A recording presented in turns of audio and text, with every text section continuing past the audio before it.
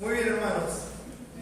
Como bien nos decía hoy Pastor Cristian, estos 2 domingos hemos estado viendo puntualmente acerca del testimonio de Cristo en cuanto a su venida y el propósito de su venida, ¿verdad? Vimos algunos aspectos y antes de ir al tema que me toca en este tiempo, yo quisiera hacer una pregunta y que la podamos tener en mente. ¿Qué es una vida de fe? ¿Qué es una vida de fe? Y quiero que cada uno lo piense, lo medite en sí mismo. Pero la verdad que lo único que nos distingue del mundo en cuanto al andar, obviamente por la obra de Cristo, por la obra de gracia, pero lo único que nos distingue del mundo en cuanto al andar, en cuanto a la forma de pensar, en cuanto a la forma de tomar decisiones, es la fe. Y esto no de vosotros, pues es el don de Dios, no por obras para que nadie se gloríe, ¿verdad? La fe es un don que Dios nos ha dado. Dios nos ha dado la fe para creer. Dios es el autor de la fe, y Cristo no solamente es el autor y el consumador de la fe, y Él nos ha puesto fe en nosotros para que podamos creer en Él. Porque cuando nosotros hablamos de Dios, estamos hablando de alguien que no se ve, que no hay un lugar donde ir a encontrarlo, que no tiene una dirección fija, ¿verdad? Cuando nosotros hablamos de los bienes venideros, hablamos de cosas que no son tangibles, que no están a la vista de nadie. Y bueno, por eso al mundo le parece cosa extraña, ¿no cree? Cuando uno dice, ¿por qué tomaste esa decisión? Porque estoy confiando en Dios. No, yo prefiero confiar en lo que yo hago, ¿verdad? Yo prefiero confiar en mi sabiduría, en cómo hacía las cosas. No se entiende. ¿Por qué? Porque Dios nos ha dado fe para creer en lo que no se ve, en lo intangible, en lo que el único testimonio que tenemos, hermanos, no es la historia, ¿no? Mire, la historia puede ser reescrita todo el tiempo. Esta semana pasada estaban hablando mal de Belgrano, ¿verdad? Creo que todos lo escucharon. Están diciendo, no, en realidad no eligió los colores de la bandera. Viven reescribiendo la historia. O sea que tranquilamente uno, si buscara un libro de historia, y en los libros de historia donde aparece que en algún momento vivió un tal Jesús, eso no sería nada para nosotros. No sería nada para nosotros. Lo que marca la diferencia es que Dios, en su gracia soberana, nos ha dado fe para creer en Él. Y esta fe nos la ha dado por medio de su Hijo Jesucristo. Uno dice, bueno, entonces la fe está después de que vino Cristo. No, porque por la fe, todos los que nos precedieron agradaron a Dios. Había fe en Dios, fe en lo que no se ve. Una vida de fe es aquella vida que está condicionada por la certeza de lo que se espera, la convicción de lo que no se ve. Entonces uno vive por lo que no ve. Yo sé que como lo estoy describiendo es una locura, pero eso es la vida de fe. Esa es la vida de cristiano. Esa es la vida que el mundo va a tratar como una locura, que van a criticar, que van a decir, no, porque vos estás loco, eso no tiene ninguna seguridad. Y yo le digo, no, no hay mayor seguridad que esa. Porque la mayor seguridad para mi alma y para mi vida es Dios. ¿Y cómo conoces a Dios? Solo por la fe. Solo por la fe. No hay una imagen de Dios, no hay una imagen de Jesús, no hay nada. Entonces yo le pregunto, ¿usted por qué cree? Y vamos un poco más allá, porque creer no es solamente un acto intelectual, es como lo describe Hebreos 11 cuando habla de la fe. La certeza de lo que se espera, la convicción de lo que no se ve. O sea, uno está convencido de que lo que no se ve es así, que es real.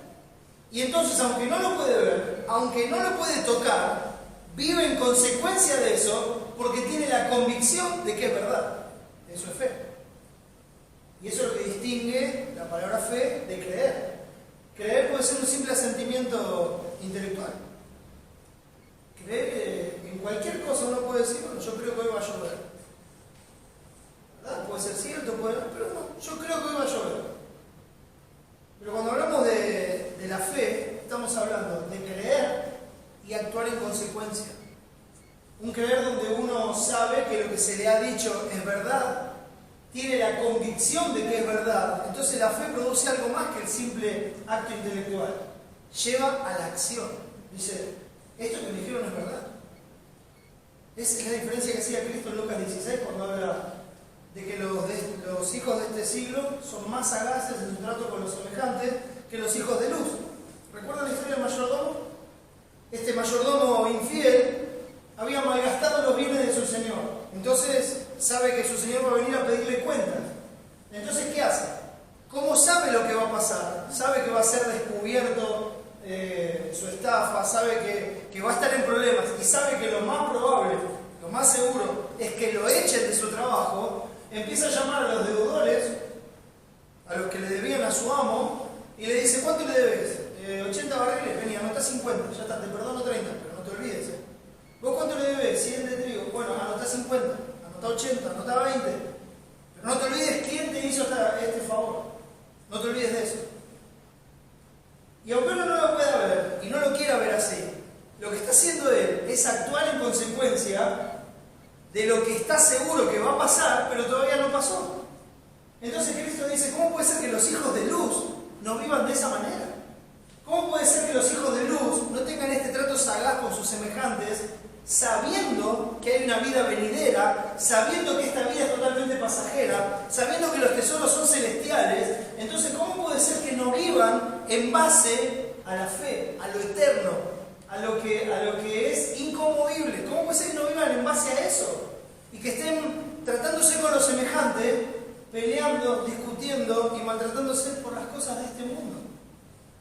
Y si ustedes tienen que ganar amigos para que esos amigos los reciban en las moradas eternas. No acá. En las moradas eternas. O sea, lo que Cristo les estaba diciendo a sus discípulos, a los hijos de luz, ustedes tienen que vivir por fe. Y esa fe tiene que ser tan grande en sus vidas y tiene que ser tan convincente que tiene que cambiar su forma de pensar, su forma de vivir, su forma de actuar. Tiene que cambiar todo. Si Dios es real para ti, si Dios es real para usted, su vida tiene que cambiar. Si usted está esperando ver a Cristo cara a cara, su vida tiene que cambiar. Tiene que ser una vida en consecuencia de eso. Tiene que dejar de perder el tiempo. Es inevitable. Tiene que dejar de perder el tiempo. Tiene que dejar de poner excusas. Tiene que dejar de pensar terrenalmente. Tiene que dejar de pensar así. Tiene que pensar en lo eterno. La fe tiene que cambiar por completo su mente. Si no, no hay vida de fe. Si no, no hay vida de fe. Hay vidas que son próximas a la fe, porque asimilan muchas cosas de lo que es el cristianismo, pero que no en sí misma no representan la fe que dicen creer. Porque cuando llega el momento de la prueba, de ver si esa persona va a confiar en Dios o va a confiar en él mismo o en lo que puede hacer, no da el paso. No lo hace, no se niega, no abandona aquello que tiene que abandonar, no cambia y no toma las decisiones que tiene que tomar. Entonces la fe es probada en ese momento y esa ya la falta. Pero cuando la fe es probada en ese momento y es purificada por el Señor, porque es una fe verdadera, entonces la fe es limpiada y sale más preciosa que el oro. Porque entonces la persona va a actuar en base a la fe, en base a que Dios existe, en base a que Dios es real, en base a que sus promesas son verdaderas. Una vida de fe. Una vida de fe. Después la fe, la certeza de lo que se espera, la convicción de lo que no se ve. ¿Tiene esa convicción? Porque ese mismo texto de Hebreos 11, unos versículos más adelante, el 6 dice, Hebreos 11, 6, porque sin fe es imposible agradar a Dios. Sin fe es imposible agradar a Dios. No se puede agradar a Dios sin fe. Porque es necesario que el que se acerca a Dios crea que le hay. O sea, si usted viene a Dios y no cree que hay un Dios, entonces está perdiendo el tiempo. Está perdiendo el tiempo, literalmente. Es necesario que el que se acerca a Dios crea que le hay, y no solamente que crea que Dios existe, que crea que le hay, sino también que es galardonador de los que le buscan. Bueno, entonces, ¿qué es el galardón? ¿Cuál sería el galardón? Y ahí uno empieza a pensar, bueno, Entonces, Dios existe, yo vivo para Dios y me están preparando un gran premio y yo voy a tener, a ver, empieza a mirar a los demás y dice, bueno, mi vida de fe es más poderosa que la del otro, entonces seguramente yo voy a tener una mansión mejor. Bueno, le digo que la palabra mansión no existe en la Escritura, pero por la costumbre popular. Entonces, yo voy a tener una mansión mejor, seguramente mi habitación va a ser mejor, seguramente yo voy a estar a la derecha o a la izquierda del trono de Dios. Y ¿qué es eso? Eso es el mundo. Eso es el mundo. El galardón para nosotros, por fe, es Dios. Ese es nuestro galardón. Una vida eterna con Él. Él es el galardón, Él es el gozo, Él es la razón de la existencia, Él es la razón de la adoración, Él es la razón de todas las decisiones de nuestra vida. Su gloria, su carácter, su persona, Él es todo. Él es galardonador de los que le buscan. ¿Por qué? Porque a los que le buscan con fe, a los que creen en Él, les va a conceder todas sus promesas. Todo lo que les dijo que iba a hacer, lo va a hacer. Porque uno está confiando en Él. Recuerden, la fe y la esperanza van a cesar. Porque un día todas estas cosas que nosotros creemos sin haber visto, se van a hacer real. Entonces no vamos a necesitar fe, porque vamos a estar cara a cara con Dios. Porque todas las promesas que hizo van a estar delante nuestro, entonces no va a hacer falta fe, no va a hacer falta esperanza, porque ya no hay nada que esperar, ya estaremos ahí con Él. Ya todo estará ahí con nosotros, entonces no hay nada más que esperar. ¿Qué es lo que va a permanecer? El amor. ¿Cómo creemos en el amor de Dios? Por fe en la obra de Cristo. Por fe, porque Él dijo que iba a enviar a su Hijo a la simiente de la mujer y lo envió. O sea, Él dijo que iba a venir y vino. Dijo que iba a vivir para cumplir la ley y cumplió. Dijo que iba a morir en la cruz para pagar los pecados y murió en la cruz para pagar los pecados. Dijo que iba a ser sepultado y que al tercer día iba a resucitar y fue sepultado y al tercer día resucitó. Dijo que iba a ascender y que se iba a sentar en la diestra del Padre para salvar perpetuamente a todos los que por medio de Él se acerquen a Dios, y hoy está sentado a la diestra del Padre salvando a todos los que por medio de Él se acercan a Dios. Y dijo que iba a volver. Iba a volver. ¿Tiene usted esa convicción? Porque Él nació para dar testimonio de la verdad. Y esta es la verdad eterna. Todo es acerca de Él. Todo es acerca de Él. Nosotros andamos por fe, no por vista, dice 2 Corintios 5. Andamos por fe, no por vista. No es solo creer, es actuar por la esperanza que se tiene, sabiendo que es tan real como si ya estuviéramos ahí. Sabemos que lo único que nos separa de esa verdad es el tiempo. ¿O acaso no creemos que nuestra salvación está más cerca hoy que cuando creímos?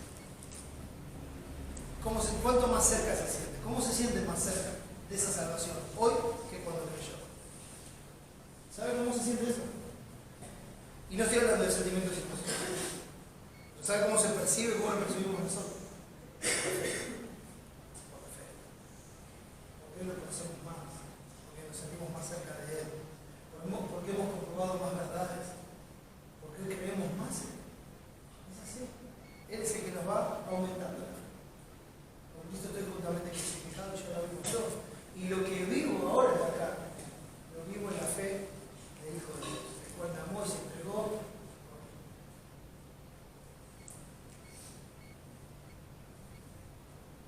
Pedro dice, a quien amamos, una vida de fe. Y básicamente, lo que quiero compartir hoy, se trata de eso. Quisiera que me acompañen al último libro de la Biblia, al último capítulo. Estoy hablando de Apocalipsis 22.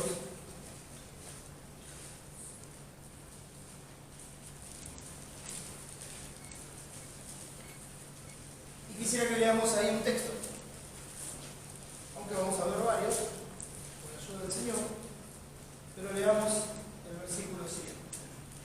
Apocalipsis 22, 7 dice así: He aquí, vengo pronto.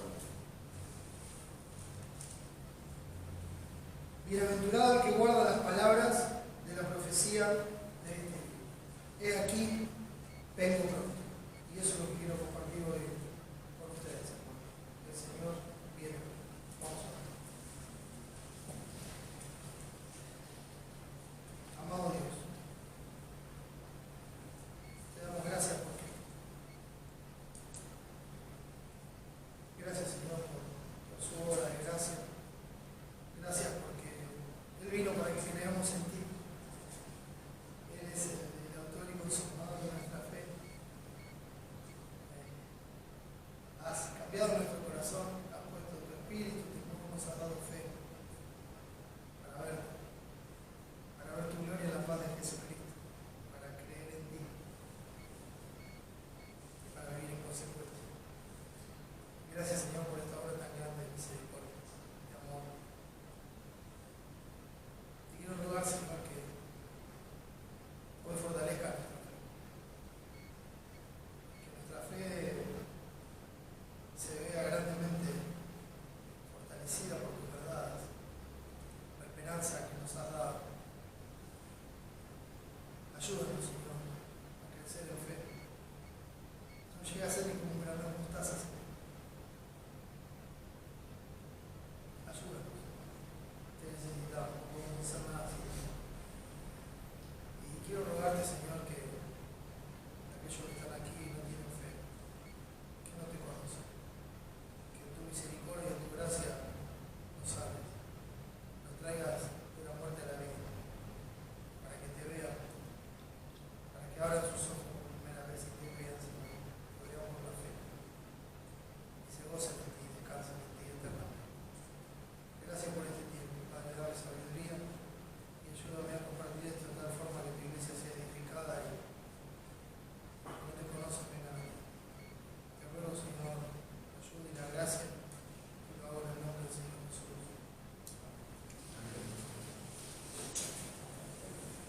Apocalipsis 22. Este es un pasaje precioso, hermano. Cuando leemos el versículo 7, nos encontramos en lo que es la finalización del libro. Y yo voy un poquito más allá, porque yo digo, bueno, no caprichosamente está al final este libro. Yo creo que esto es la conclusión de toda la palabra de Dios. Pero me voy a quedar en el libro, me voy a quedar en el libro de Apocalipsis.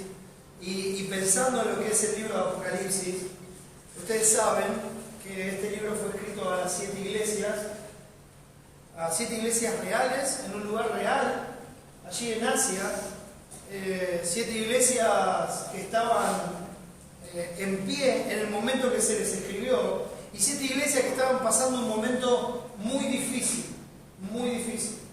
Estaban pasando tiempo de tribulación, tiempo donde la falsa doctrina y los sensuales estaban entrando en la iglesia.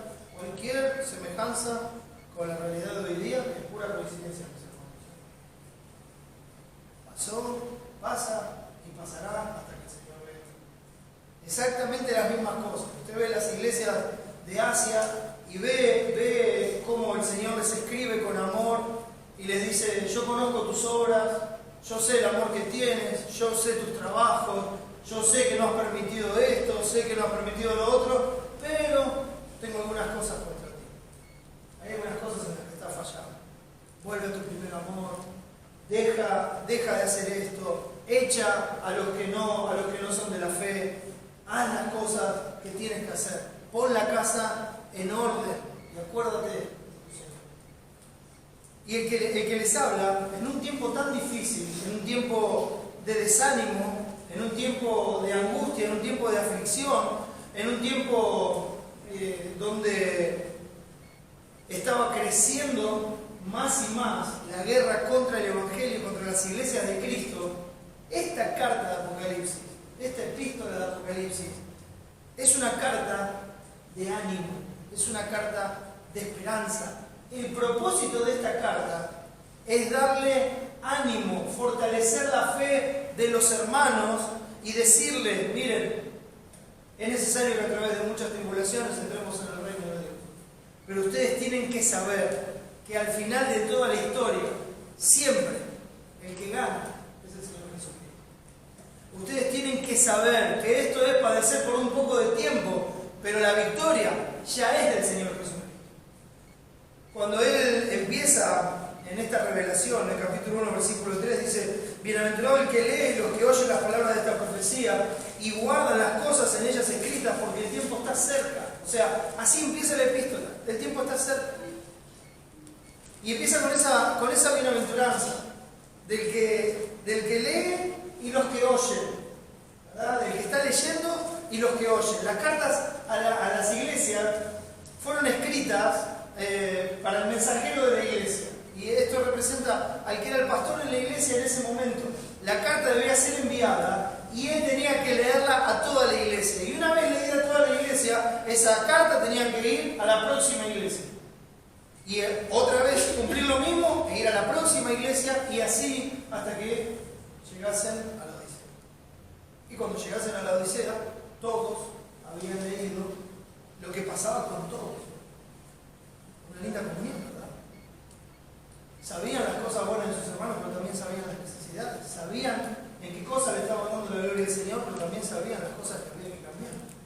Sabían qué cosas estaban bien y sabían de qué cosas tenían que cuidarse. Todos estaban escuchando el mensaje del Señor. Y este mensaje era para llamarlos a la santidad en el tiempo que queda, que es breve. Para fortalecerlos en su fe, para darles ánimo y para darle gozo en medio de las tribulaciones. Ese es el propósito del libro de Apocalipsis. El propósito del libro de Apocalipsis no es tener alguna revelación fantástica de un futuro que en algún momento ocurrirá. No, esto es algo real, en tiempo real, que los hermanos tuvieron que soportar, y sin lugar a duda, cuando se les habló el final una y otra vez, porque Apocalipsis, a partir del capítulo 4, y teniendo en cuenta los primeros 3 capítulos, pero es la misma historia contada entre la primera venida del Señor y la segunda venida del Señor en forma paralela. Pero lo maravilloso es que cada vez que la historia se vuelve a contar, crece en intensidad y va un poco más allá en cuanto a los detalles de las glorias venideras, hasta que termina en el capítulo 21, y estoy haciendo esto a modo de resumen para ver el propósito del libro. Cuando llega al capítulo 21, y aún los primeros 5 versículos del capítulo 22, está hablando de la gloria venidera, está hablando de la Jerusalén celestial, está hablando de la esperanza que nosotros tenemos. En el capítulo 21, él dice: hecho está. O sea, tranquilo, el cielo nuevo, tierra, hecho está. O sea, ya está hecho. Es algo que el Señor dijo y nadie lo va a cambiar. Es algo que el Señor hizo y nadie puede detener su mano. Tranquilo, está hecho. 21:6 dice: y me dijo: hecho está. Yo soy el alfa y la omega. ¿Recuerdan el capítulo 1? Así se presenta Cristo. Yo soy el alfa y la omega, el principio y el fin. Y acá en el capítulo 21 dice: hecho está. ¿Quién lo certifica esto? Yo, el alfa y la omega. El que estaba en el principio y el que está en el final. El único. Yo soy el alfa y la omega, el principio y el fin. Al que tuviere sed, yo le daré gratuitamente la fuente del agua de la vida. Es una promesa que va a estar otra vez en el capítulo 22, enseguida lo vemos. Y en el 7 dice: el que venciere le dará todas las cosas, y yo seré su Dios y él será mi hijo. Promesa. Ahora esta promesa por ahí acá, a nosotros que por ahí hoy hicimos un esfuerzo para venir a reunirnos. Y no estoy mal, lo digo porque nos pasa muchas veces, nos cuesta hasta en lo personal, nos cuesta en lo físico, nos cuesta en el cansancio. Es increíble, nos cuesta adorar al que dio su vida por nosotros, al que pagó el precio de nuestra maldad y al que nos da esperanza eterna, y nos cuesta. Tenemos pero, tenemos complicación. Y de repente escuchamos esto y sabemos que nuestros peros y nuestras complicaciones no tienen nada que ver con lo que estamos viendo acá. Que son cosas que hasta a veces surgen de nuestro propio corazón. No tienen que ver con una lucha real en la que estamos padeciendo por el Evangelio de Jesucristo, que es la tribulación que nuestros hermanos estaban soportando. Ellos tenían en riesgo su vida por el Evangelio de Cristo. O sea, tenían en riesgo su vida por su fe, cosa que no nos pasa. Ninguno de nosotros acá tiene en riesgo su vida por su fe. Ninguno. Y con esa libertad que tenemos para adorar al único Dios verdadero, con esa libertad que tenemos para congregarnos, para servir a Dios, para amar a los hermanos, para hablar de Cristo, para predicar el Evangelio, con esa libertad que tenemos, nos da pereza. Entonces cuando escuchamos estas cosas, y dice, hecho está, yo creo que hasta no nos da ánimo. No nos da ánimo. Porque las cosas que estamos pasando, realmente, sabemos que en el 99% de los casos son consecuencias de nuestro propio pecado. Son consecuencias de nuestra propia maldad. Las cosas que estamos sufriendo, que a veces mal llamamos prueba, decimos esto es una prueba de la fe. No, prueba de la fe es cuando se pone a prueba su fe. Si usted está confiando en Dios o va a hacer lo que a usted se le viene en gana. Eso es una prueba de la fe. Pero no cuando tengo que sufrir las consecuencias de mi pecado. Eso no es una prueba. Eso es, tengo que ir al Señor y decirle, dame la gracia. Porque yo sé que metí la pata, ahora estoy viendo las consecuencias de mi pecado, dame la gracia para darte la gloria a todo. Es una prueba. Ahora estos hermanos estaban siendo probados por su fe, por creer en Cristo, por tener su esperanza en Cristo.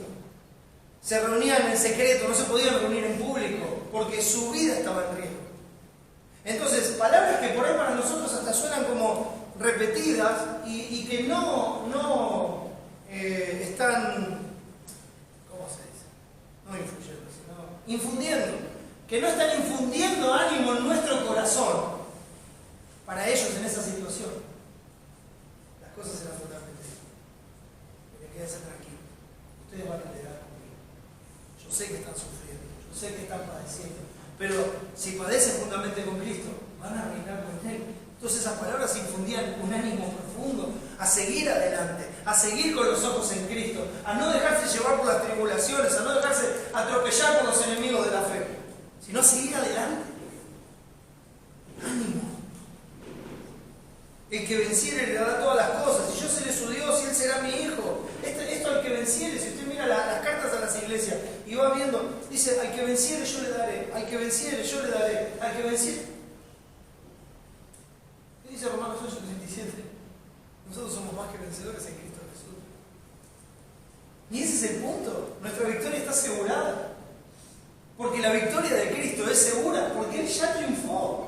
Y mostró esa victoria en la cruz del Calvario, exhibió públicamente su victoria sobre el pecado, sobre la muerte, sobre Satanás. Dejó clavada en la cruz el acta de los decretos que nos era contrario.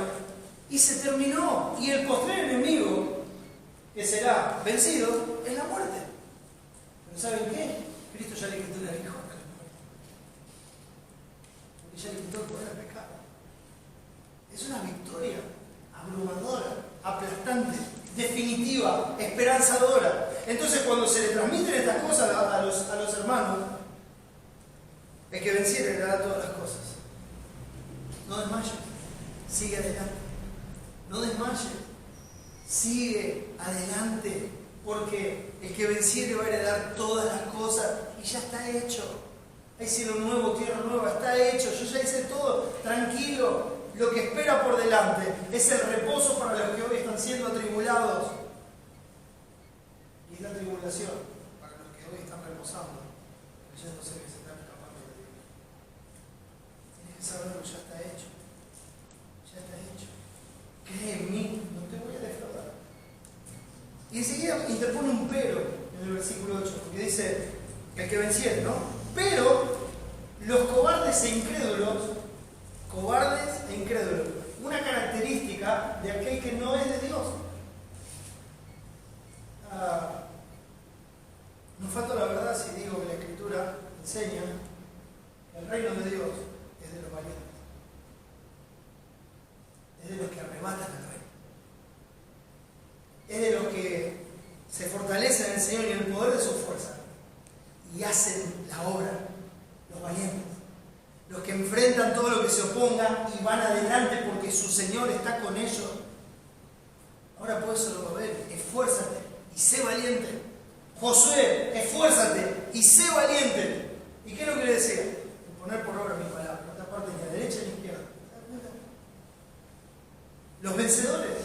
Porque la victoria para poner por obra la palabra es la que Cristo nos dio en la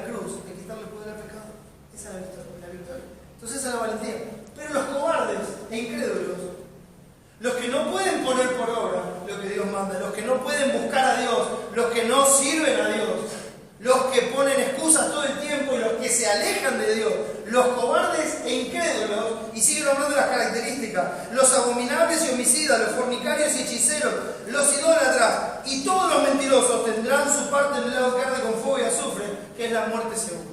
Entonces es un doble ánimo, porque dice, como también habla en los capítulos antes, esta es la paciencia de los santos y habla de la venganza del Señor contra todos aquellos que hoy están oprimiendo a su pueblo. Entonces le dice, ustedes quieren ser tranquilos, porque ya está hecho. Yo, el Alfa y la Omega, se los garantizo. Ahora, el que venciere va a heredar todas las cosas, y yo seré su Dios, y estaremos juntos por toda la eternidad. Pero, todos estos que hoy se oponen al reino, todos estos que hoy van en contra de la cruz, todos estos que hoy se gozan en el pecado, todos estos que están yendo en contra del Evangelio de Jesucristo, van a tener la muerte segunda y su justo castigo por toda la eternidad. Descansen. Bienaventurados los que tienen sed de justicia, porque ellos serán saciados. Descansen. Sigan adelante. No es tiempo de retribución, no es tiempo de venganza, no es tiempo de dar el pago al impío. Todo eso llegará a su tiempo. Pero primero vamos a ser más que vencedores en este mundo y vamos a predicar el Evangelio de Cristo hasta que Él venga. Ese es el plan. Ese es el sentado para que sigan adelante con la obra, para que sigan siendo el cuerpo de Cristo.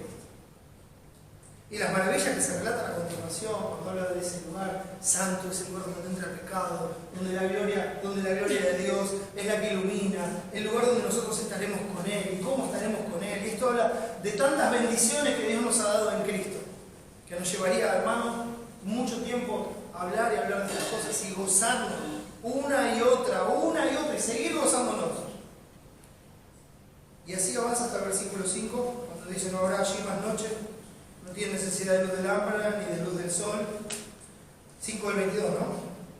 Porque Dios el Señor los iluminará, reinarán por los siglos de los siglos. Acuérdense, en el capítulo 1 decía, y los hizo reyes y sacerdotes. Y acá dice, y reinarán por los siglos de los siglos. Entonces llega hasta ahí. Y lo que viene a continuación es la conclusión. Esto es la conclusión del libro. Y la conclusión del libro, él dice, el versículo 6, y me dijo, estas palabras son fieles y verdaderas. Ya había hablado de la misma manera en las epístolas, en otros capítulos anteriores. Estas palabras son fieles y verdaderas. Y también hablaba así Pablo a Timoteo cuando le dice palabra fiel y digna de ser recibida por todos. O sea, es la palabra de Dios, es lo que Dios dice, es verdad. Antes bien sea Dios veraz y todo hombre mentiroso. Dios no es hombre para que se arrepienta ni para que mienta. Entonces, cuando Dios dice algo, lo cumple, lo hace. Son palabras fieles y verdaderas. Dice, y el Señor, el Dios de los espíritus de los profetas, ha enviado su ángel para mostrar a sus siervos las cosas que deben suceder pronto. Está hablando, miren, yo mandé el mensajero para que ustedes sepan que estas cosas deben suceder pronto. Qué interesante la palabra pronto, ¿no? ¿Qué es pronto para nosotros? Que vivimos 70, 80 años los más robustos, no le estoy cortando la vida a nadie. Puedo vivir ciencia si no se me permite, no hay ningún problema, no estoy en contra de la realidad. Pero el texto dice 70 y 80 los más robustos. Entonces, ¿qué es pronto para nosotros? Imagínese que si usted se va a morir, usted va a decir, para mí eso no es pronto, porque está muerto. Pasaron 70, 80, 20, 40, 50, 100 años. Ahora, cuando hablamos del Señor, del único que tiene vida en sí mismo, del que ha existido siempre y siempre existirá, del que está más allá del tiempo, pregunto lo mismo, ¿qué es pronto? ¿Qué es pronto? Y es interesante que en esta condescendencia de gracia del Señor, dice, yo voy a alentar a mis siervos, yo voy a alentar a mi iglesia, yo voy a alentar a mi pueblo, los voy a llamar una vez más a la santidad y los voy a fortalecer por medio de mi palabra. Les voy a dar de comer el maná del cielo para que ellos sepan que yo estoy con ellos, para que ellos sepan que mis palabras son fieles y verdaderas, para que ellos sepan que su futuro eterno está asegurado. Y así los voy a fortalecer para que sigan adelante. Que ya no se preocupen por estas cosas, sino que confíen, que crean, que ejerzan su fe. Entonces él envía a su mensajero y el ángel. Y él habla a Juan y le va dando todas las cosas. y Juan la fue escribiendo, ¿verdad? Y así tenemos este testimonio, para infundir en nosotros el mismo ánimo, a pesar de que nos estamos pasando las mismas cosas. Infundir el mismo ánimo. A nosotros tal vez haría falta decirnos, miren la libertad que ustedes tienen, disfrútenla, porque les puede ser quitada. Miren la libertad que tienen para servir, para hacer la obra. Miren la libertad que tienen. Sepan que estas cosas van a suceder pronto. En el decreto eterno, pronto, pueden ser unos miles de años, sin ningún problema.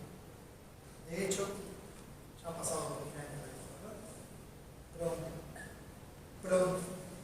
Ahora, si me acompaña por un momento a 2 de Pedro, el capítulo 3.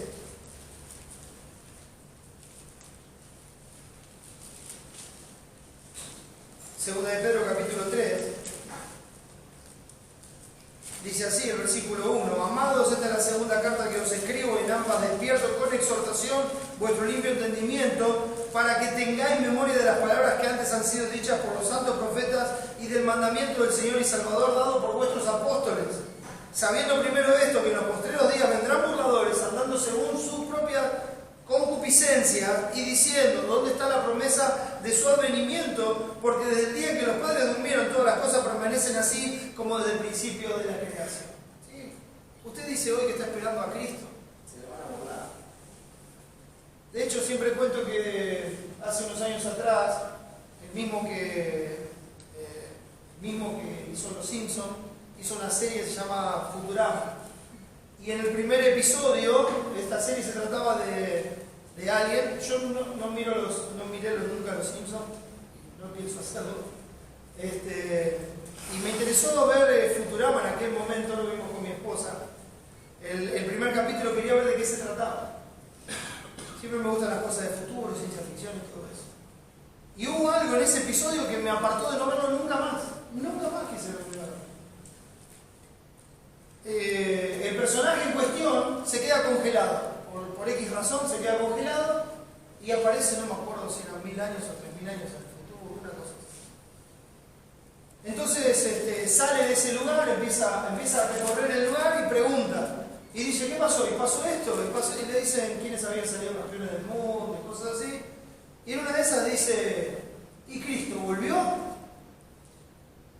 Le dice: sí, ya vino la segunda vez y fue un fracaso como la primera. Están esperando la tercera ahora.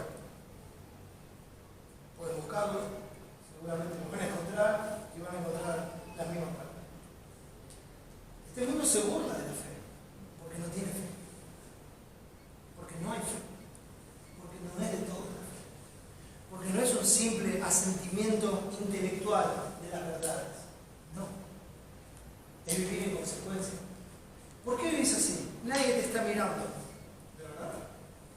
Porque yo tengo la convicción de que los ojos del Señor están sobre toda la tierra, velando, cuidando, mirando a todos los hombres, mirando todas las obras de todos los hombres, que sabe todas las cosas de todos los hombres y que conoce hasta la intención más profunda del corazón. Yo sé que Dios está ahí, por eso vivo así. No me importa si no hay nadie mirando, no me importa si nadie lo sabe, no me importa. Dios está ahí y Él es digno de que yo viva como Él manda, que le honre. De fe. Es una vida de fe. Y sé que todos hemos quebrantado eso en algún momento. Lo sé porque lo veo en mi vida. Pero Dios está ahí. Al mundo no lo ve. No lo ve. Entonces están estos burladores que andan según su propia concupiscencia, o sea, según su propio deseo, y que se están burlando de la promesa de la venida del Señor.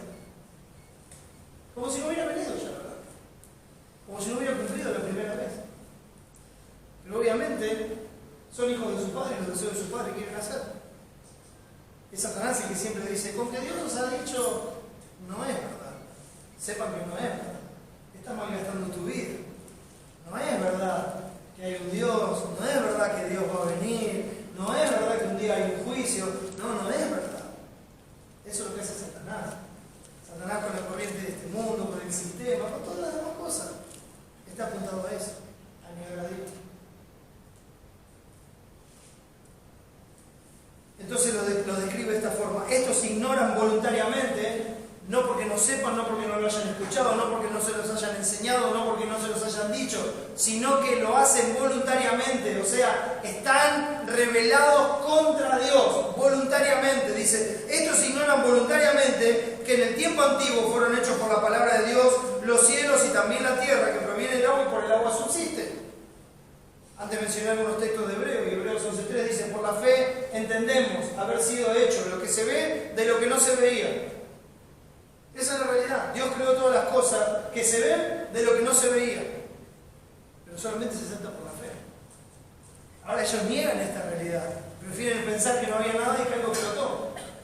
Entonces cuando de la nada algo explotó, porque somos tan buenos y tan superiores y tan progres, entonces salió una proteína, salió una célula, se formó un ADN y un día nosotros éramos monos peludos que alguien nos afectó y nos volvimos lo que somos hoy día. Yo le digo, creo que se necesita más fe para creer eso que para creerle a Dios. Pero eso es lo que proclama esta sociedad. Eso es lo que le enseñan a nuestros hijos en las escuelas. Eso es lo que hay. Ignoran voluntariamente, niegan que Dios sea el creador de todas las cosas. Y al negar esto, dice el versículo 6, por lo cual el mundo entonces pereció anegado en agua, pero los cielos y la tierra que existen ahora están reservados por la misma palabra con la que fueron creados, por el mismo poder de esa palabra, guardados para el fuego en el día del juicio y de la perdición de los hombres impíos. Entonces, o sea, vuelve a recordar el juicio de los hombres impíos. ¿Y con qué lo recuerda? Mas, oh amados, no ignoréis esto, que para con el Señor un día es como 1000 años y 1000 años. Fue creado por Dios, el hombre se pervirtió, Dios trajo un juicio, trajo un diluvio, pereció en agua, solamente se salvaron 8 personas. En la primera epístola él lo menciona claramente. Se salvaron 8 personas. La gente niega eso, porque no hay fe, porque no le creen a Dios. Y él les dice, miren, ellos que se burlen, pero tienen que saber esto. Mas, oh amados, no ignoréis esto, que para con el Señor un día es como 1000 años.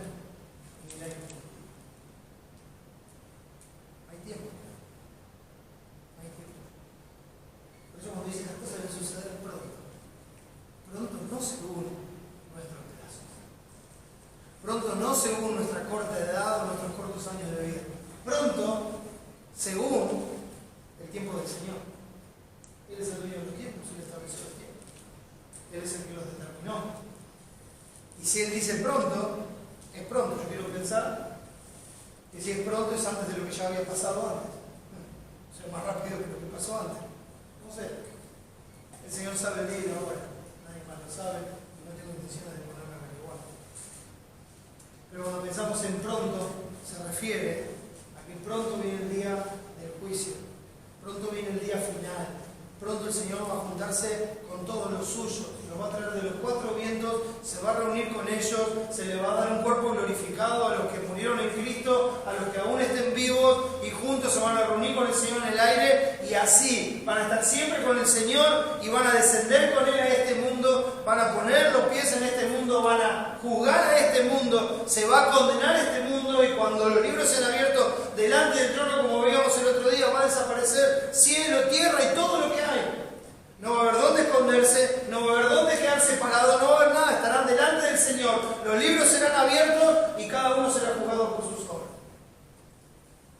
Pero los que están inscritos en el libro de la vida del Cordero van a estar con el Señor, juzgando todo lo demás.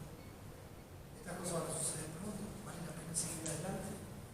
Hermanos, no abandonen. Hay un juicio establecido por Dios. Dios no se olvidó de ustedes, Dios está con ustedes. Sigan adelante. Sigan cumpliendo con la obra del Señor. He aquí, vengo pronto, le dice el Señor.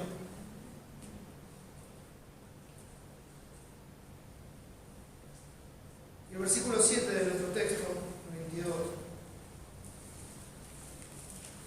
Bienaventurado el que guarda las palabras de la profecía de este libro.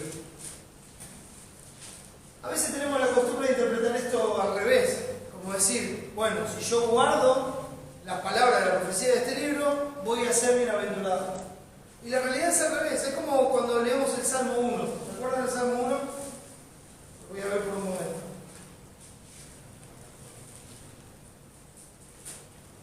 Salmo 1 dice: bienaventurado el varón que no anduvo en consejo de malos, ni estuvo en camino de pecadores, ni en silla de escarnecedores se ha sentado, sino que en la ley de Jehová está su delicia y en su ley medita de día y de noche. Entonces uno dice: bueno, el que se guarda de estas cosas es bienaventurado. No, el bienaventurado es el que medita en la ley de día y de noche, y como es un bienaventurado de Dios y está meditando en la ley de día y de noche, por esa gracia de Dios, por esa palabra eficaz, se aparta de lo que dice el consejo malo, del camino de pecadores y de la silla de escarnecedores. Entonces, su salvación, su bienaventuranza dada por Dios, se ve en sus acciones. El bienaventurado no es que se lo gana o lo logra por lo que hace, sino que como ya es bienaventurado, como ya tiene su esperanza en el Señor, como ya es un salvado por el Señor, por pura gracia, entonces vive de una manera distinta y guarda lo que Dios dice. O sea, obedece al Señor, muestra su amor para con Dios por medio de guardar los mandamientos. Ese es el verdadero bienaventurado, el que su esperanza está en el Señor, al que las palabras, he aquí vengo pronto, le suenan dulces, le suenan alentadoras. Algunos escuchan esas palabras y dicen: no, pero yo ya vine el Señor, pero yo me quiero recibir primero. A mí me gustaría casarme, me gustaría tener hijos, quiero ver a mis nietos casarse. ¿Qué es eso al lado del Señor? Hay un problema ahí. Hay un problema grande en su corazón, en su fe. Está amando todo lo demás más que el Señor. Es el Señor a quien debe amar con toda su alma, con toda su mente y con todo su corazón. Y ojalá viniera hoy. No es por nuestras expectativas, es por su gloria, mis hermanos. Y aquí vengo pronto, bienaventurado el que guarda las palabras de la profecía de este libro. Y enseguida dice: yo, Juan, soy el que oyó y vio estas cosas. Y después que las hube oído y visto, me postré para adorar a los pies del ángel que me mostraba estas cosas. Bueno, esto es lo que produce la palabra de Dios en los bienaventurados, en los que son de Dios, en el pueblo de Dios. Escucha la palabra, su corazón es ministrado y automáticamente uno cae postrado en la adoración. Obviamente que la adoración es solamente para Dios. Pero la reacción de la palabra en los hijos de Dios es adorar a Dios. Es cuando escuchan la verdad, cuando escuchan que Dios les está hablando, es adorar a Dios. Porque lo que Dios busca son adoradores en espíritu y en verdad. Entonces esa es la reacción que produce. Uno escucha la promesa de Cristo: he aquí vengo pronto, bienaventurado el que guarda la palabra de la profecía de este libro. Y lo que produce en uno es adoración. Oh Señor, tú eres digno de la honra, de la gloria y de la alabanza. Gracias por tu palabra, gracias por la esperanza que me das, gracias por la obra de Cristo. Gracias, Señor. Señor, hasta que vengas en este tiempo breve, en este tiempo pronto, tú eres mi Señor. ¿Qué quieres que yo haga? Déjame que te adore, déjame que te sirva. ¿Qué quieres que yo haga? Sé que falta poco tiempo, sé que vas a venir, pero permíteme, Señor, aunque sea por un momento de tiempo, mostrar la gratitud que hay en mi corazón, la gratitud eterna que tengo, sirviéndote, adorándote, dándote lo poco que soy. Lo postro en la adoración. Pero no se confundan, porque la adoración es solo a Dios, no al mensajero. Hoy las iglesias se han vuelto un culto de adoración a los hombres. ¡Oh, qué buen mensaje que dio fulano, mengano, sultano, y seguidores, y esto, y aquello, y lo otro! Oh, hermano, si el mensaje es bueno, si hace arder nuestro corazón, quédese tranquilo, que el que está hablando es Dios, no el hombre. Porque el hombre no tiene esa facultad. El que habla es Dios, no el hombre. Y Dios usa diferentes instrumentos, pero la gloria es solo para Él. Y el único que merece la adoración es Dios. Y el verdadero mensajero de Dios lo que va a decir es: no me adores a mí. Yo soy un consiervo tuyo. Yo soy otro más redimido por gracia. Adora al único que es digno. Adora a Dios. Adora al Señor. El ángel le dice en el versículo 9, pero él me dijo: mira, no lo hagas, porque yo soy consiervo tuyo, de tus hermanos los profetas y de los que guardan las palabras de este libro. Adora a Dios. Soy consiervo tuyo. Fíjese, de tus hermanos los profetas y de los que guardan las palabras de la profecía, las palabras de este libro. Versículo 7 había dicho que la verdad, que guarda las palabras de la profecía de este libro. Adora a Dios. Mira, tienes que adorar a Dios, solo a Dios. El mensaje es de Dios. Por eso también Pablo dice en Tesalonicenses 4, el que desecha esto no desecha a hombre, sino que desecha a Dios. El escritor de Hebreos lo dice en el capítulo 12, desechan al que los amonesta desde el cielo, porque es Dios hablando por su espíritu en aquellos instrumentos que Él escogió para esa obra. Pero el mensaje es de Dios, y la honra, la alabanza y la adoración es solo para Dios. El versículo 10, y muy rápido para aprovechar bien el tiempo, que no queda mucho. Dice el 10, y me dijo, no selles las palabras de la profecía de este libro porque el tiempo está cerca. Bueno, para entender esto, tenemos que ir hasta el capítulo 10. Y ahí vamos a entender rápidamente este lenguaje. Fíjese el capítulo 10, el versículo 4. Acá lo voy a decir con claridad. Dice así, cuando los 7 truenos hubieron emitido sus voces, yo iba a escribir. Pero oí una voz del cielo que me decía, sella las cosas de lo que los 7 truenos han dicho y no las escribe. Esto también habla fuertemente acerca de la inspiración y del amanuense, copiando la escritura. ¿Sí? No, Juan no escribió lo que quiso, escribió lo que Dios quiso que escribiera. Y el testimonio que tenemos es el que Dios quiso que tengamos.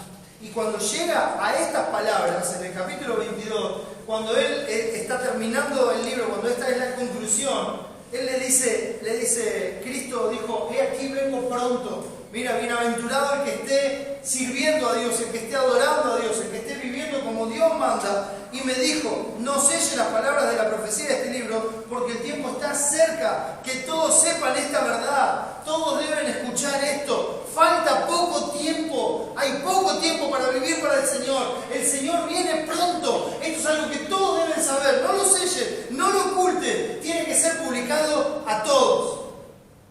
Y así tiene que ser anunciado.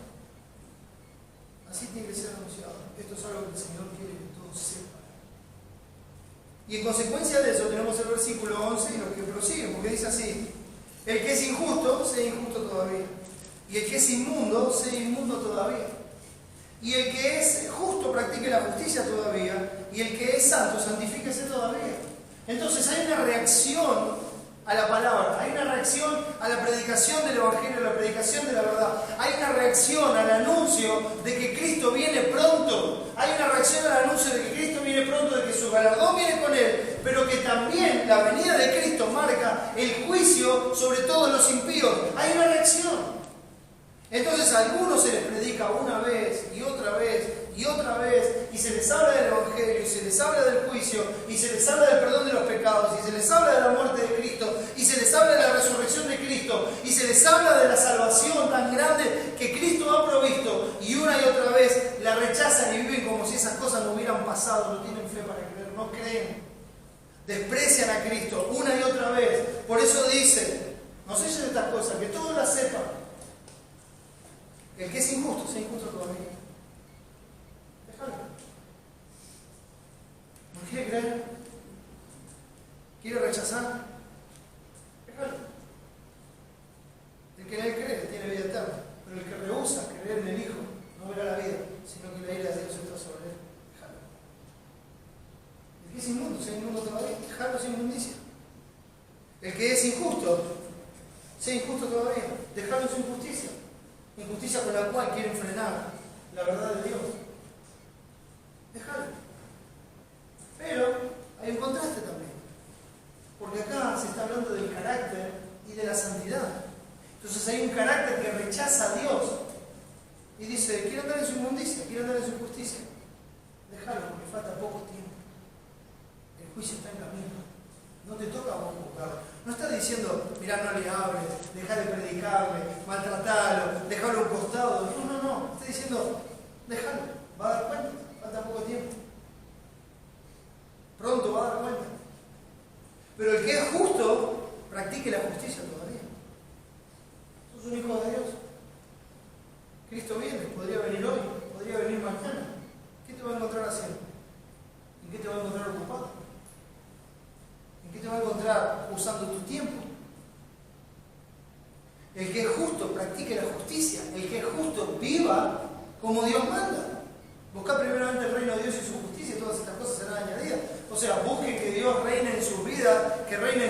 corazones por medio de su palabra y hagan lo que es justo delante de Él, practiquen la justicia, o sea, santifíquense. Y el que es santo, santifíquese todavía. Así termina el texto, ¿verdad? Y el que es santo, santifíquense todavía. Vengo pronto, mi salvación viene conmigo, o sea, el galardón. Miren, guarde ahí Apocalipsis, vamos a Hebreos 10. Hebreos 10. Usa una palabra un poquito más tierna, ¿verdad? Dice el versículo 35. 10:35 de Hebreos. No perdáis pues vuestra confianza, que tiene grande galardón. Porque es necesaria la paciencia para que, habiendo hecho la voluntad de Dios, obtengáis la promesa. Por favor, resalte en su texto, resalte en su Biblia, que el texto dice, para que, habiendo hecho la voluntad de Dios. Esa es la característica de los hijos de Dios. No todo el que me dice Señor, Señor entrará en el reino de los cielos, sino el que hace la voluntad de mi Padre que está en los cielos. O sea, es una característica del hijo de Dios. Comprobar lo que es agradable al Señor, comprobar la buena voluntad de Dios, agradable y perfecta, y ponerla por obra. No estoy diciendo que sea perfecto, no estoy diciendo que no peque, de hecho, no somos perfectos y pecamos cada día, pero Dios nos lleva al arrepentimiento, nos lleva a ver a Cristo y nos lleva a aprender más de Él y a poner su palabra, su voluntad por obra. Resalte eso, habiendo hecho la voluntad de Dios, obtengáis la promesa del galardón. ¿Por qué? Porque aún un poquito, y el que ha de venir, vendrá y no tardará. Mas el justo vivirá por fe. Y si retrocediere, no agradará mi alma. Pero nosotros no somos de los que retroceden para perdición, sino de los que tienen fe para preservación del alma. Es pues la fe, la certeza de lo que se espera, la convicción de lo que no se ve. ¿Se dan cuenta? Estamos hablando de fe. Estamos hablando de una vida de fe. Estamos hablando de vivir por fe. Cristo viene, mis hermanos.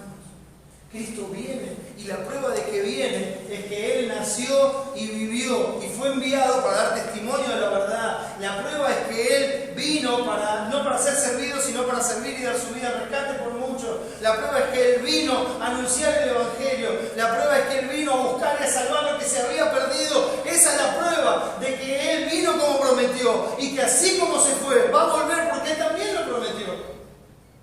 Y ahí está nuestra fe, mis hermanos, no hay tiempo que perder, el tiempo que resta es breve, falta poco tiempo, aún un poquito, mis hermanos, y el que ha de venir vendrá, y su galardón viene con Él. Es tiempo de vivir para Él, es tiempo de hacer su voluntad, es tiempo de que si tenemos la esperanza de que le veremos cara a cara, nos purifiquemos así como Él. De eso se trata.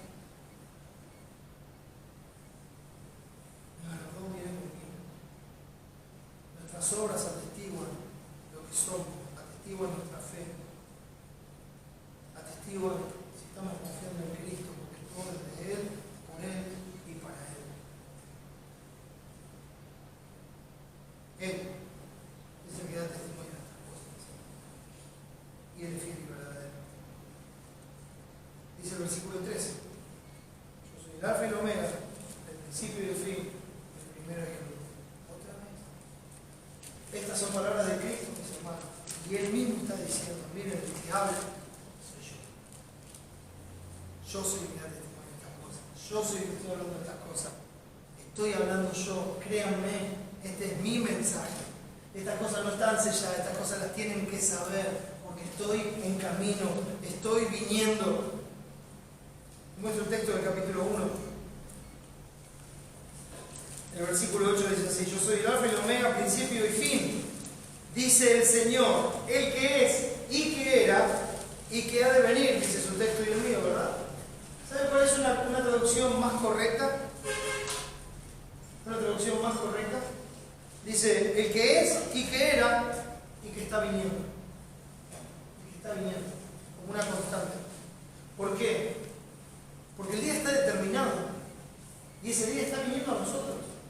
Por eso está más cerca nuestra salvación que cuando creímos. Ese día está viniendo a nosotros. Él está viniendo, mis hermanos. O sea, no es algo que está en duda, no es algo que puede pasar, no es algo incierto, es algo que ya está determinado y está viniendo. El alfa y el omega, el principio y el fin, el primero y el último, es el que da testimonio de estas cosas, mis hermanos. Por eso dice el versículo 14, bienaventurados los que lavan sus ropas para tener derecho al árbol de la vida y para entrar por las puertas de la ciudad. Hoy compartía el pastor Cristian de Efesios 4, cuando habla de cómo nos tenemos que despojar y nos tenemos que vestir. Y la palabra nos enseña que nos tenemos que vestir como escogidos de Dios. Y esto es lo que se trata cuando habla de lavar sus ropas. Los bienaventurados están lavando sus ropas, como dije antes. Tenemos la esperanza de verle cara a cara. Y todo el que tiene esta esperanza se purifica a sí mismo, así como Él es puro. No es que nosotros vamos y lavamos nuestras ropas en la sangre del Cordero porque nosotros lo hicimos. No, hermanos, es algo constante. Es porque Él ya nos salvó. Es porque Él es fiel y justo para perdonar nuestros pecados y limpiarnos de toda maldad. Entonces lavamos nuestras ropas. El carácter nuestro va siendo lavado por la sangre de Cristo. Como dice Primera de Juan. Tenéis comunión unos con otros y la sangre de Jesucristo, su Hijo, nos limpia de todo pecado. En esa comunión, en ese trato, nosotros vamos siendo limpiados de nuestro pecado y nuestro carácter va siendo limpiado para dar paso al carácter de Cristo. Bienaventurados los que lavan su ropa para tener derecho al árbol de la vida. Los que están viviendo así son los que tienen ese derecho al árbol de la vida. Son los que se alimentan de Cristo, son aquellos que van a estar con Él por toda la eternidad. Esos son los verdaderos bienaventurados y se ven sus vidas, en su carácter, en su forma de conducirse y para entrar por las puertas de la ciudad. Miren las promesas que hay, hermano. Y va a suceder pronto. Ahora hay otro pero acá. O más, en el 15 dice más. Los perros estarán fuera, y los hechiceros, los fornicarios, los homicidas, los idólatras y todo aquel que hace y ama mentira, esos estarán fuera. O sea, los que siguen sucios, los que vuelven al vómito, los que no se santifican, como vimos en 21:8, los hijos de Satanás, el padre de mentira, los carnales y los terrenales, cuyo Dios es su propio vientre. Esos son los perros que estarán fuera, y los hechiceros, los fornicarios, los homicidas, los idólatras y todo aquel que ama y hace mentira, estarán fuera, estarán fuera. El versículo 16 dice: yo, Jesús, he enviado mi ángel para daros testimonio de estas cosas en las iglesias. Yo soy la raíz y el linaje de David, la estrella resplandeciente de la mañana. Él es el autor de toda esta profecía, es el autor de todo este libro. Hoy el Padre nos habla por el Hijo y el Hijo nos da a conocer todas estas verdades. Yo he enviado mi ángel para daros testimonio de estas cosas en las iglesias, para que las iglesias, fíjese cómo lo menciona en plural, no solamente está hablando de la iglesia como cuerpo de Cristo de todos los tiempos, sino que está hablando de las iglesias en todo tiempo y en todo lugar. Cada iglesia local, en cada lugar donde está, tienen el testimonio de la palabra de Dios, tienen el testimonio dado por Cristo mismo. Y el que dice, yo soy la raíz y el linaje de David, yo soy el verdadero heredero del trono, yo soy el que se va a sentar a reinar en el trono de David.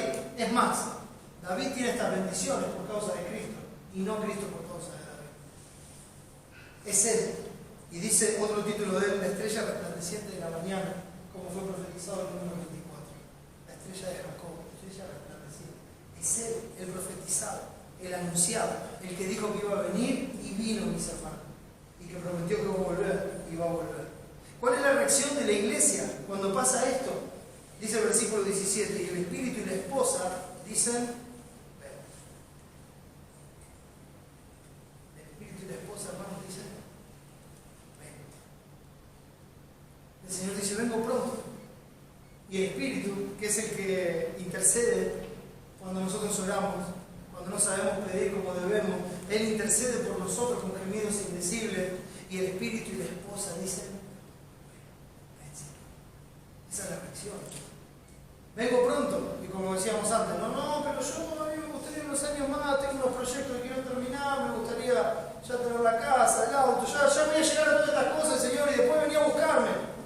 No, el espíritu y la esposa dicen, ven, Señor, ven hoy mismo, Señor, ven a buscarnos, llévanos contigo por toda la eternidad, terminemos con esta tribulación, con este sufrimiento, terminemos con el pecado, Señor, llévame contigo. El espíritu y la esposa dicen, ven.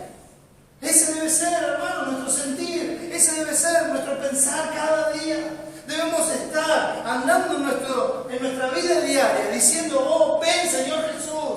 Si es hoy, ven, encuéntrame sirviéndote, encuéntrame amándote, encuéntrame haciendo tu voluntad. Ven Señor Jesús. La iglesia pide según su voluntad. Y el Señor está revelando que Él dice, yo vengo pronto. Entonces nosotros pedimos conforme a su voluntad y decimos, ven. Ven Señor. El Espíritu y la esposa dicen, ven.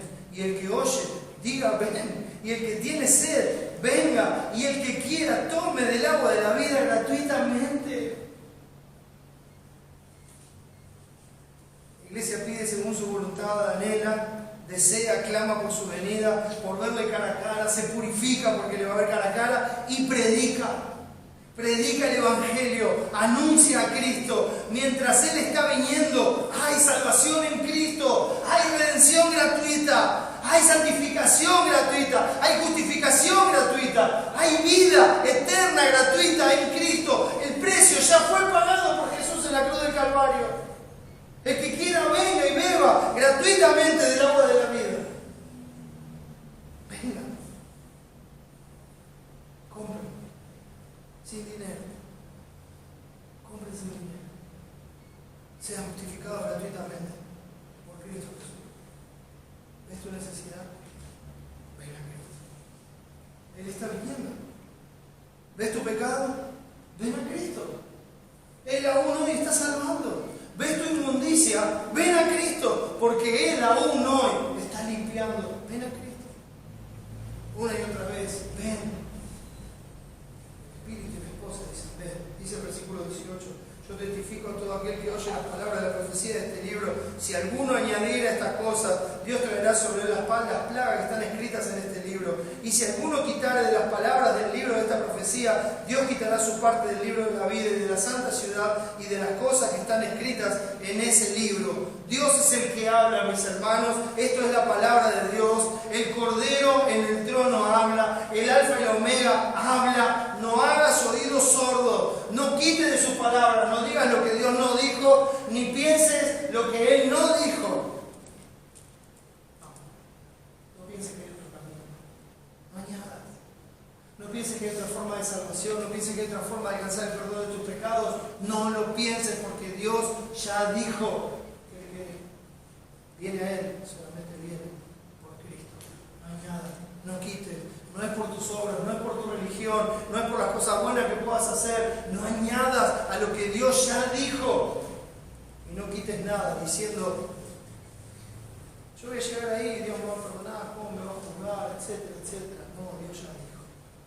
De aquí viene su galardón con Él. El día que Él venga, tendrá el juicio sobre todos los impíos. No digas lo que Dios no dice, no dudes de su palabra. No seas incrédulo, sé creyente. No lo acomodes a tu conveniencia, sé santo, como Él es santo. Y di con el coro de la iglesia. Sí, ven, Señor Jesús. Ven, Señor Jesús. Dice el versículo 20. El que da testimonio de estas cosas dice, ciertamente vengo a ver. Otra vez Cristo habla. El que da testimonio de estas cosas dice, ciertamente vengo en breve. He aquí, vengo pronto, en el versículo 7. He aquí, yo vengo pronto y mi galardón conmigo va a recompensar a cada uno según su obra, en el versículo 12. Y en el 20, que da testimonio de estas cosas, dice, ciertamente vengo en breve. Y la iglesia dice, amén. Sí, ven Señor Jesús. Amén. Ven Señor Jesús. Ese es el patrón. Ese es el deseo de tu corazón. Estarías gozoso si hoy viniera tu Redentor. ¿Cómo te encontraría? ¿Cómo te encontraría? Él es el Señor, Él es el Salvador, Él prometió que vendría. ¿Cómo te encontraría? Él dijo, vengo pronto. Ciertamente, vengo en breve. Y vengo con mi galardón para recompensar a todos los que creen en mí, a todos los que están esperando en mí, a todos los que tienen su confianza en mí. Vengo pronto. Dice el versículo 21, la gracia de nuestro Señor Jesucristo sea con todos vosotros. Mis hermanos, Dios no miente. Me dijo que iba a venir y vino.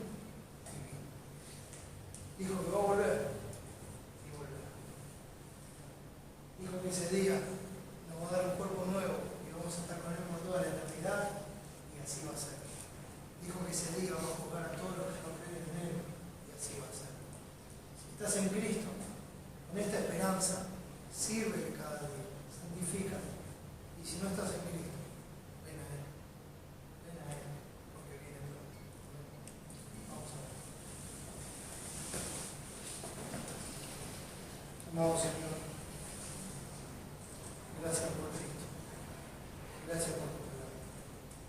Señor, ayúdanos a confiar en ti, a descansar en ti, a hacer tu voluntad, a anhelarte cada día, a desearte cada día, a saber que estás con nosotros todos los días hasta el fin del mundo, a saber que tus ojos nos ven, que tu presencia nos acompaña. Oh Señor, saber que pronto estaremos cara a cara contigo. Pocos tiempos, Señor. Danos la gracia y la fuerza para servirte como es digno de tu nombre. Y mi Padre, te ruego por aquellos que están aquí que no te conocen. Oh Padre, ten misericordia y derrama tu gracia en su corazón, para que veas tu gloria en la faz de Jesucristo, para que se